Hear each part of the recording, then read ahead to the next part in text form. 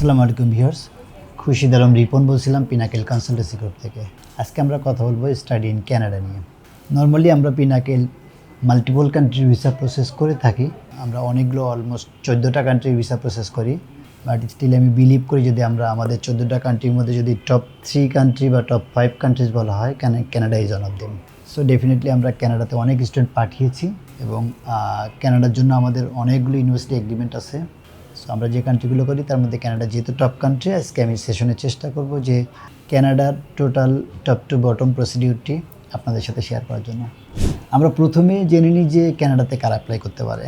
ক্যানাডাতে কিন্তু যে লেভেলের কোর্সে যাওয়া যায়, নাম্বার 1 ফাউন্ডেশনে অ্যাপ্লাই করা যায়, ইএসএল অ্যাপ্লাই করা যায়, ব্যাচেলারের জন্য অ্যাপ্লাই করা যায়, মাস্টার্সে অ্যাপ্লাই করা যায়, আর পিএইচডিতে অ্যাপ্লাই করা যায়। বাট পিএইচডিটা আমরা এজেন্সি থেকে প্রসেস করতে চাই না, কারণ আমাদের যখন এগ্রিমেন্ট হয় ইউনিভার্সিটিগুলোর সাথে তখন তারা বলে থাকে যে you can promote up to masters level. Because হচ্ছে পিএইচডির অ্যাডমিশনটি অনেক কঠিন এবং পিএইচডির অ্যাডমিশনের জন্য যে পরিমাণে এফোর্ট দিতে হয় সেটা আমাদের জন্য টাফ হয়ে যায়। সো আমরা নর্মালি যেটা করি যে একদম ইএসএল থেকে শুরু করে মাস্টার্স পর্যন্ত আমরা অ্যাডমিশনে হেল্প করি। সো যারা ফাউন্ডেশনে যেতে চান তাদের আইদার এইচএসসি পাস থাকতে হবে, অথবা যদি কারো যদি ও লেভেল করা থাকে তারা কিন্তু ডিরেক্ট, যদি 3টা সাবজেক্টে ও লেভেল পাস থাকে, বাংলা ছাড়া যে কোনো 3টা সাবজেক্টে যদি পাস থাকে এবং সি এবং ডি রেজাল্ট থাকে, তারপরে still you can apply for foundation course in Canada. আইএসএল রিকোয়ারমেন্টসের সেক্ষেত্রে অনেক কম, শুধুমাত্র 5 থাকলে, নো ব্যান্ড লেস দ্যান 4.5 থাকলে কিন্তু ক্যানাডাতে আপনি ফাউন্ডেশনের জন্য অ্যাপ্লাই করতে পারবেন।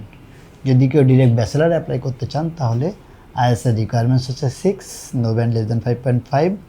কিছু ইউনিভার্সিটিতে আইএসএল 6.5 চাই, নো ব্যান্ড লেস দ্যান 6 চাই।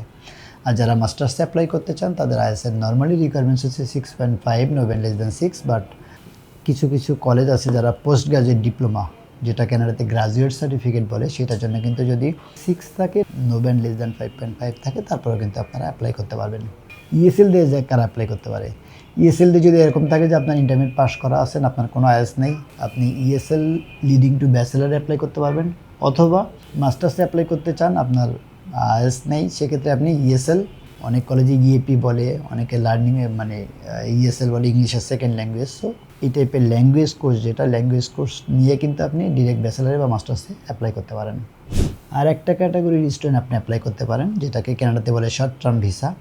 যদি এরকম থাকে যে আপনার ইন্টারমিডিয়েট পাস করা আছে, লম্বা স্টাডি গ্যাপ আছে, তারপর অনেকগুলো কেরিয়ার কলেজ আছে যেগুলো উইদাউট আইএলসে ক্যানাডার শর্ট টার্ম ভিসার জন্য কিন্তু অ্যাপ্লাই করা যায়। সো আমরা জেনে নিলাম যে কারা কী রিকোয়ারমেন্টস থাকলে অ্যাপ্লাই করতে পারে।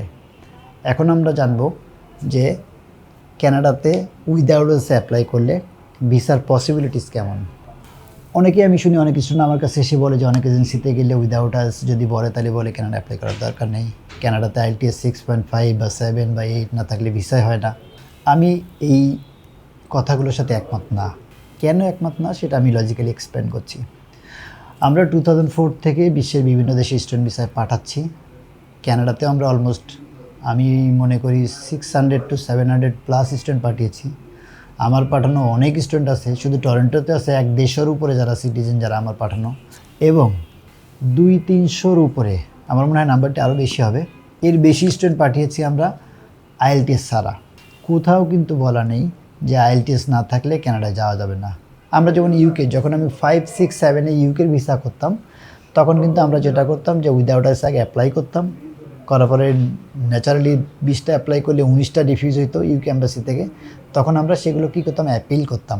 অ্যাপিলে লিখে দিতাম যে দেখো, তোমার দেশে যেহেতু আইএলটিএস বা এই টাইপের ল্যাঙ্গুয়েজ প্রফিসিয়েন্সি সার্টিফিকেট সেটি ম্যান্ডেটরি না, লাইক অস্ট্রেলিয়া, সো তুমি কেন রিফিউজ করছো, এটা ঠিক নেই। এবং সত্যি কথা কি জানেন, ম্যাক্সিমাম অ্যাপিল কিন্তু আমরা জিততাম। সো ক্যানাডাতে আসলে কোথাও বলা নেই যে আইএলটিএস ছাড়া অ্যাপ্লাই করতে পারবে না। তাহলে তারা আমাকে অ্যাডমিশন কেন নিচ্ছে, ইএসএল কোর্স কেন রান করছে? ইউকে যেমন এখন বলে দিছে কি, ইউকেতে আইএলটিএস না থাকলে, ইন্ডিভিজুয়ালি 5.5 না থাকলে কেউ অ্যাপ্লাই করতে পারবে না। যারা লো আইএলটিএসে অ্যাপ্লাই করতে চায় তাদের বলে দিছে যদি কোনো ব্যান্ডে 5 থাকে তাহলে ইউকে ভিএর আইএলটিএস না থাকলে আপনি অ্যাপ্লাই করতে পারবেন না। ঠিক আছে, যারা ক্যাপাবল না তারা অ্যাপ্লাই করছে না। বাট ক্যানাডা বা ইউএসএতে বলেনি কোথাও যে আইএলটিএস না থাকলে অ্যাপ্লাই করা যাবে না। বাট ভিসা পসিবিলিটিসটা একটু মাথায় রাখতে হয়। আমি অবশ্যই মনে করি যাদের আইএসএ 6.5 আছে, 7 আছে বা ভালো স্কোর আছে তাদের ভিসার পসিবিলিটিস বেশি। বাট এরকম অনেক স্টুডেন্ট আছে যাদের আইএস কম বা আইএস নেই, তারা যে অ্যাপ্লাই করতে পারবেন এরকম না, বাট তাদের মেনে নিতে হবে যে আইএসএ 6 যে স্টুডেন্টের আছে তার যে ভিসা পসিবিলিটিস থাকবে, যে উইদাউট আইএসএ অথবা লো আইএসএ অ্যাপ্লাই করছেন, সিমিলারলি আপনার ওই পসিবিলিটিস থাকবে না। কিন্তু এরকম নেই যে আপনি অ্যাপ্লাই করতে পারবেন না। এবং এরকম আমার অফিসে কেউ ফিজিক্যালি ভিজিট করেন, আমি উইদাউট আইএসএর 200-র উপরে ভিসা দেখাবো কানাডাতে যাদের পাঠিয়েছি। ইভেন যে কেউ আসলে আমার সাথে চ্যালেঞ্জ করতে পারে, আমি এরকম 50টা স্টুডেন্টের নাম্বার দিব যারা কানাডাতে পিআর পাওয়া উইদাউট আইএসএ আমি পাঠিয়েছি, তারা গেছে, পড়াশোনা করছে, সেটেল হয়ে সেখানে কিন্তু এখন পার্মানেন্ট রেসিডেন্স আছে তাদের। সো কানাডাতে উইদাউট আইএসএ যদি কেউ অ্যাপ্লাই করতে চান, আপনি, আমার সর্বোচ্চ সাজেশন থাকে কেউ আসলে আমি স্টুডেন্টদের বলি যে ভাইয়া আপনার কি আইএস করলে কি আপনি পারবেন? যদি মনে করেন যে আপনি আইএস করলে ভালো স্কোর তুলতে পারবেন তাহলে you should go for that. আর যদি মনে হয় যে না আপনি পারবেন না, সেক্ষেত্রে আপনি উইদাউট আইএসএ অ্যাপ্লাই করবেন। উইদাউট আইএসএ অ্যাপ্লাই করার সময় 3-4টা জিনিস মাথা রাখবেন। নাম্বার 1, আপনি অবশ্যই ব্যাঙ্ক ব্যালেন্সটি বেশি দেখাবেন। টিউশন ফি পারলে 1 বছরের দিয়ে দিবেন, আর অ্যাটলিস্ট 6 মান্থের দিবেন, যেন এরকম না হয় যে $2000 দিয়ে আপনার সিটটি বুক করা যায়, আপনি সেটা করছেন, সেটা করবেন না। অ্যাটলিস্ট 6 মান্থের 1 বছরের টিউশন ফি পে করবেন, ব্যাঙ্ক ব্যালেন্স বেশি দেখাবেন, স্টাডি প্ল্যানে ক্লিয়ারলি মেনশন করবেন যে আপনি এই ল্যাঙ্গুয়েজ কোর্সটি বাংলাদেশে না করে ওইখানে কেন করছেন। এবং আপনি যে জানেন, ভিসা অফিসারকে কনভিন্স জানতে হবে যে আপনি জানেন যে ল্যাঙ্গুয়েজ কোর্সটি বাংলাদেশে 20-25 হাজার টাকায় করা যেত, সেই কোর্সটি কিন্তু আপনি কানাডাতে যে 5-6 লাখ ইভেন 10 লাখ টাকা খরচ করে করবেন। এটা কেন করবেন? যদি আপনি লজিক্যালি আপনি জানেন, যদি স্টাডি প্ল্যান এটা মেনশন করেন, অথবা আলাদা একটা কভার লেটার দিয়ে, আমরা যেটা ট্রাই করি উইদাউট আইএসএ যারা অ্যাপ্লাই করে তাদের জন্য আলাদা একটা লেটার, সাপোর্টিং লেটার দিয়ে রাখি ল্যাঙ্গুয়েজের জায়গায়, যে আমি জানি বাংলাদেশে এই কোর্সটি অল্প টাকায় করা যেত, তারপরে আমি ওইখানে করব, বিকজ আমি ওইখানে এনভায়রনমেন্ট আমাকে সাপোর্ট করবে যে কুইক ইমপ্রুভমেন্টের জন্য, এবং আমার ফ্যামিলিও জানে যে এটা টাকা বেশি খরচ হবে। ফিনান্সটা আমাদের কাছে মেন বিগ ডিল না, আমরা টাইম সেভ করতে চাই, এবং আমি ওইখানে যে ল্যাঙ্গুয়েজ শিখলে কী লাভ হবে, ওদের ল্যাঙ্গুয়েজটা আমি শিখবো দ্রুত। সো প্রোনাউন্সিয়েশন বা ওদের সাথে থাকলে আমার একটু পড়াশোনা করার ক্ষেত্রে, আমরা অনেকেই দেখছি আইএলটিএস 6.5 পাওয়া, 7 পাওয়া স্টুডেন্ট ওই দেশে যাওয়ার পরে ওদের ল্যাঙ্গুয়েজ বুঝতে একটু সময় লাগে, বা ওদের সেক্ষেত্রে পড়াশোনা একটু হ্যাম্পার হয়। বাট যদি আপনি ওই দেশে যে ল্যাঙ্গুয়েজটা করে ফেলেন, তখন কিন্তু কম্পারেটিভলি যখন ব্যাচেলার বা মাস্টার্স করবেন তখন আপনার জন্য একটু ইজি হবে। সো আমি ল্যাঙ্গুয়েজ রিকোয়ারমেন্টসে গেলাম। এখন হচ্ছে স্টাডি গ্যাপটা। কানাডার জন্য কি স্টাডি গ্যাপ খুব বড় প্রবলেম কিনা? নর্মালি যদি কারোর এইচএসসি পাশের পরে 2 বছর, 2 থেকে 3 বছর, অনার্স পাশের পরে 5 থেকে 10 বছর, এটা হচ্ছে স্টাডি গ্যাপটা নর্মালি অ্যালাউ করে। কানাডায় আমরা অবশ্যই জানি যত বেশি স্টাডি গ্যাপ হবে তত আপনার ভিসার পসিবিলিটিস কম হবে।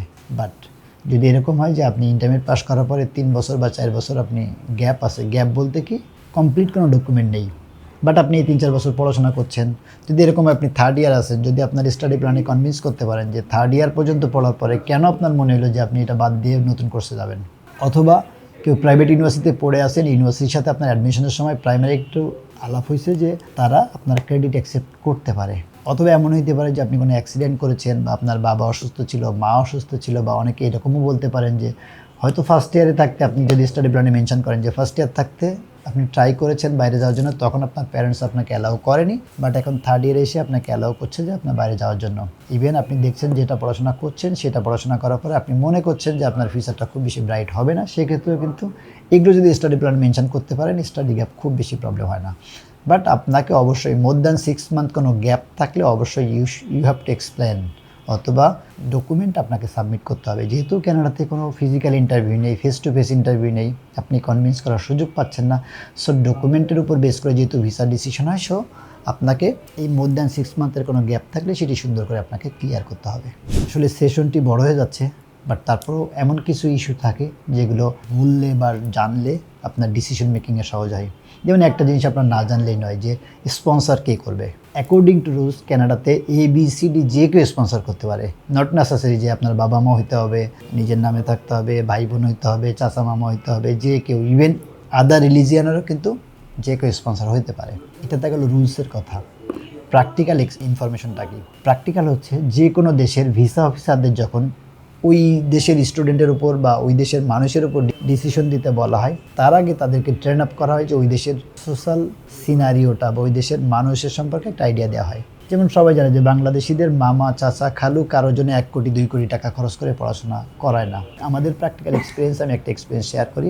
আমার একটা দিনে কানাডার স্টুডেন্টের একজনের 17 কোটি টাকা ব্যাংক ব্যালেন্স দেখাইছিল, চাচার নামে ISS 7.5 ছিল, ভিসা হয়নি। সিমিলার ডেতে 26 লাখ টাকা বাবার অ্যাকাউন্টে দেখাই প্রভিডেন্ট ফান্ড আর মিলাইও কিন্তু ভিসা হয়েছিল। সো আমার যদি মতামত জানতে চান, আমি ক্লিয়ার বলতে চাই, প্যারেন্টসের বাইরে স্পন্সর হবে না। কানাডাতে যদি আপনি ভিসা পাইতে চান, রুলস ভুলে যান। আপনার তো ভিসা দরকার, আমাদেরও ভিসা দরকার, মানে আমাদের ভিসা দরকার এই জন্য যে আমাদের স্টুডেন্ট যদি ভিসা না হয় তাহলে রেফারেন্স স্টুডেন্ট পাবো না, সার্ভিস চার্জ পাবো না, কমিশন পাবো না, অফিস চালাবো কেমন। সো আমাদেরও ভিসা দরকার। স্টুডেন্ট যেমন চাই ভিসা হোক, আমরাও চাই ভিসা হোক। সো আমার কাছে কেউ আসলে আমি স্ট্রেট হতে বলি, যদি স্পন্সর বাবা মায়ের অ্যাকাউন্টে টাকা না দেখাতে পারেন তাহলে কানাডা প্রসেস করার দরকার নেই। তাহলে আপনি ডেনমার্কে করেন যেখানে স্পন্সর লাগে না, বা অন্য এমন দেশে করেন যেখানে স্পন্সর খুব কম লাগে। সো কানাডাতে যে ইউনিভার্সিটি বা কলেজে আপনি যাচ্ছেন, সেই ইউনিভার্সিটির ফ্রান্সের মতো ফুল কোর্সের দরকার নেই। 1 বছরের টিউশন ফিস প্লাস 1 বছরের লিভিং ফুডিং মিলাই যে টাকাটা আসে, সেটা হচ্ছে অ্যাটলিস্ট 10 to 15 লাখ টাকা সারপ্লাস থাকতে হবে। স্ট্যান্ডার্ড স্পন্সর হয়, মনে করেন আপনার বাবার বা স্পন্সরের 100 টাকা আছে, 60 টাকা আপনার জন্য খরচ হবে, 40 টাকা অ্যাটলিস্ট যেন 40% যেন এক্সট্রা থাকে। সো 1 বছরের টিউশন ফিস, 1 বছরের লিভিং ফুডিং মিলাই যেটা হবে, সেটা হচ্ছে অ্যাটলিস্ট 15 থেকে 20 লাখ টাকা দেখাবেন। এবং হঠাৎ করে টাকা রাখলে কিন্তু ভিসার পসিবিলিটিস কমে যায়। আমরা এরকম অনেক ফাইল দেখেছি, খুবই ভালো ফাইল, ইউনিভার্সিটি অফ ম্যানিটোবাতে অ্যাপ্লাই করা হয়েছে, ISS 7.5 আছে, বাট স্পন্সরটা হঠাৎ করে রাখা ছিল। 3 মাস 3.5 মাস পর যে ভিসা হয়েছে। বাট এই যে 3 মাস 3.5 মাস কেন তারা টাইম নিল এই জন্য যে তারা দেখতে চায় যে এই টাকাটা তার বাবার কিনা। আমি বিশ্বাস করি যে ওই যে 3.5 মাস সময় লাগছিল, এটা অবশ্যই 2বার ভেরিফিকেশন হয়েছিল। হয়তো প্রথমবার একবার চেক করে দেখছে টাকা আছে, 3 মাস পরে আবার হয়তো চেক করে দেখছে টাকা আছে কিনা। তার মানে দেখতে চাইছে যে চাচা মামা কারো কাছে টান দিয়ে অল্প দিনের জন্য রাখছে কিনা। বাট ওই যে প্রোফাইলটি ছিল, ওইটি যদি ব্যাংক 6 মাস বা 1 বছর পূর্ণ হতো, তাহলে কিন্তু 15 দিনের বেশি লাগার কথা না। সো কানাডাতে অ্যামাউন্ট তো বললাম, অ্যামাউন্ট ডিপেন্ড করবে আপনি কোন ইউনিভার্সিটির অ্যাকসেপ্টেন্স লেটার নিয়ে দাঁড়াচ্ছেন সেটার উপরে, এবং ব্যাংক ব্যালেন্সটা যেন বাবা মায়ের অ্যাকাউন্টে হয়, এবং একটু পুরনো অ্যাকাউন্ট হয়, 6-7 মাস পুরনো হলে ভালো হয়। সাথে যেন এরকম না হয় শুধু একটা এফডিআর দেখাইছেন, তাহলে কিন্তু ভিসার পসিবিলিটিস কম। আপনাকে ওরা যেটা দেখতে চায়, ব্যাংক ব্যালেন্স আছে, আপনার স্পন্সরের রেগুলার ইনকামটা ভালো, এবং ট্যাক্স কিন্তু শুধু টিন সার্টিফিকেট দিলে হবে না, 2 ইয়ার্সের ট্যাক্স রিটার্ন দিতে হবে। সাথে আমরা চাই যে অবশ্যই ভালো কিছু অ্যাসেটের এভিডেন্স দিতে, যেটা একটা এফিডেভিট সাথে আমরা অ্যাড করে দিই, যেখানে লেখা থাকবে যে এফিডেভিটে লিখবে যে আমার এই লিকুইড ফান্ড আছে, সাথে আমার এত টাকার ফিক্সড অ্যাসেট আছে, ইন কেস অফ ইমার্জেন্সি বা ইন কেস অফ নেসেসিটি আমি যে কোনো অ্যাসেট আমার ছেলে বা মেয়ের জন্য বিক্রি করে তার পড়াশোনার খরচ চালাতে চাই। সো আমি ফাইন্যান্সিয়ালি ফুললি ক্যাপাবল। সেইভাবে যদি সুন্দর করে সব ডকুমেন্ট দেওয়া যায়, আমরা সবাই মনে করি যে কানাডাতে ফাইল সাবমিশন করার সময় ব্যাংকের কাগজ, ব্যাংকের স্টেটমেন্ট, সলভেন্সি, ইনকাম সোর্স, যদি জব হয় জবের কাগজ, যদি বিজনেস হয় তাহলে ট্রেড লাইসেন্স, 2 ইয়ার্সের ট্যাক্স রিটার্ন সহ টিন সার্টিফিকেট, সাথে অ্যাসেটের কাগজ, সিএ ফার্মের ইভ্যালুয়েশন, এবং আপনি সুন্দর করে একটা লেটার দিয়ে এফিডেভিট সহ সুন্দর করে ফাইল সেট আপ করতে হবে। ডকুমেন্ট দেখে যেন ভিসার মনে হয়, তার জন্য মনের মধ্যে কোনো প্রশ্ন থাকে, তাহলে ভিসার পসিবিলিটিস কুইক হবে। এখন আসি পিনাকেল থেকে কেন অ্যাপ্লাই করবেন। মানে এজেন্সি তো বাংলাদেশে আসলে অনেকগুলো আছে, 1-1.5 হাজার হবে মনে হয়। আমাদের একটা অ্যাসোসিয়েশন আছে ফ্যাট ক্যাপ, সেটার মধ্যে আমাদের মেম্বার আছে 500-600, বাট এর বাইরেও প্রচুর এজেন্সি আছে আমি জানি। সো আমি একটা ধারণা করছি যে 1 থেকে 1.5 হাজারের মতো এজেন্সি আছে। সো কী দরকার, কানাডার জন্য যারা অ্যাপ্লাই করতে চায় তাদের অবশ্যই একটু মাথায় রাখতে হবে যে এজেন্সি দিয়ে আপনি ফাইলটি প্রসেস করাচ্ছেন তারা এক্সপার্ট এনাফ কিনা আপনার ফাইলটি প্রসেস করার জন্য। সো আমরা 22 বছর ধরে প্রসেস করছি, কানাডাতে 600-700 স্টুডেন্ট পাঠিয়েছি। সো আমরা মনে করি আমরা এক্সপার্ট। সো আমাদের দিয়ে যদি কানাডাকেও প্রসেস করান, তাহলে ফাইলটি অ্যাকুরেট হতে প্রসেসিং হবে, এটা আপনি ধরে নিতে পারেন। পাশাপাশি আমরা যেহেতু অনেকগুলো ইউনিভার্সিটি কলেজের রিপ্রেজেন্টেটিভ, কেউ যদি আইসিএম, এফআইসি এগুলো অ্যাপ্লাই করতে চান, আমরা নেভিটাস যেটা আছে সেটার আমরা অথরাইজড রিপ্রেজেন্টেটিভ। আমরা অনেকগুলো ইউনিভার্সিটির ডিরেক্ট অ্যাফিলিয়েশন আছে। এরপরেও আমি সবসময় আমার স্টুডেন্ট যেটা আছে তাদের বলে দিই যে ভাইয়া এগ্রিমেন্ট ভুলে যান। এগ্রিমেন্ট থাকা মানে হচ্ছে পিনাকেল কমিশন পাবে, এগ্রিমেন্ট না থাকলে পিনাকেল কমিশন পাবে না। বাট যে টাকা দিয়ে পড়বে আমার বেনিফিটের জন্য আমি তো তার যে কোনো এবিসিডি ইউনিভার্সিটি ধরাই দিতে চাই না। আমরা সব সময় চাই, যারা আমার সামনে কাউন্সিলিং নিয়েছেন তারা জানেন, আমি সবসময় বলি যে স্টুডেন্ট যদি এসে বলে ভাইয়া আমি এই 4টা ইউনিভার্সিটি দেখছি, এইটা ভালো ওইটা ভালো, আমি খুব খুশি হই। যে বাইরে পড়তে যাবে সে কেন রিসার্চ করবে না। সো কানাডার আমাদের অনেকগুলো ইউনিভার্সিটি অ্যাফিলিয়েশন আছে, এবং আমরা অ্যাফিলিয়েশনের বাইরেও অ্যাডমিশন টু ভিসা প্রসিডিউরে সাপোর্ট দিই। সো আমাদের মাধ্যমে যদি প্রসেস করেন তাহলে আপনার ডকুমেন্টেশনটা সুন্দর করে সাজাই দিব, অ্যাডমিশনটা কুইক হবে। যেহেতু আমরা আমাদের 35 আমাদের ধানমন্ডি ব্রাঞ্চে অলরেডি 35 জনের মতো স্টাফ আছে, ডেডিকেটেড 5-7 জন স্টাফ আছে কানাডার জন্য। সো কানাডার কুইক প্রসেস হবে। আমরা আপনাকে স্টাডি প্ল্যানটা খুবই ভাইটাল, যেহেতু এখানে ইন্টারভিউ নেই, স্টাডি প্ল্যানটার উপর বেস করে ভিসার ডিসিশনটা হয়। সো স্টাডি প্ল্যানটা আমরা হেল্প করি, আমরা সবগুলো মিলাই আমাদের মাধ্যমে যদি প্রসেস করেন তাহলে ভিসার পসিবিলিটিস বাড়বে। আরেকটা ভালো জিনিস যেটা আমরা করি, আফটার ভিসা সার্ভিসটা আমাদের মাধ্যমে কেউ যদি যান, আমরা জানি অনেক সবাই যে কানাডাতে আত্মীয় থাকবে এমন কোনো কথা নেই, বা বন্ধুবান্ধব, আপনার কারো থাকার দরকার নেই। আপনি যদি পিনাকেল দিয়ে প্রসেস করান, airport pick up, accommodation, even যদি 1 মাসের মধ্যে জব না পান, আমরা সাপোর্ট দিয়ে জব সাপোর্ট দিয়ে থাকি। সো সব কিছু মিলায়ে যদি কানাডা যেতে চান, ডেফিনেটলি পিনাকেল ঘুরে একবার কথা বলে যাইতে পারেন। আমাদের মাধ্যমে প্রসেস করলে আপনার অ্যাকুরেট হতে ফাইল প্রসেসিং এবং ভিসার পসিবিলিটিস ভালো হবে। সো এরকম যদি কেউ থাকেন আইএলটিএস ছাড়াও অ্যাপ্লাই করতে চান, আমি নিশ্চিন্তে বলি আপনি অ্যাপ্লাই করতে পারেন, কারো কথা শোনার দরকার নেই। আইএলটিএস কানাডার জন্য ম্যান্ডেটরি না, আইএলটিএস ছাড়াও কিন্তু যদি সুন্দরভাবে ফাইল সাজানো যায় ভিসার পসিবিলিটি ভালো থাকবে। সবাইকে সরি বলছি, আসলে সেশনটি অনেক বড় হয়ে গেছে, কিন্তু আমি এখনও অনেক ইস্যু ছিল যেগুলো হয়তো আলাপ করলে আরও ভালো হতো, বাট আমরা এখন সবাই সময়ের মূল্য বুঝি, মানুষ সবাই খুব ব্যস্ত, তারপরে সেশনটি বড় হয়ে যাওয়ার কারণে সবাইকে সরি বলছি। আর অফিসে যদি যে কোনো ইনফরমেশন দরকার, আমাদের অফিসে যত ধরনের প্রশ্ন থাকে আমার সাথে কথা বলে যেতে পারবেন। কষ্ট করে যারা দেখছিলেন তাদেরকে ধন্যবাদ জানিয়ে আজকের সেশনটি এখানে শেষ করছি। আল্লাহ হাফেজ।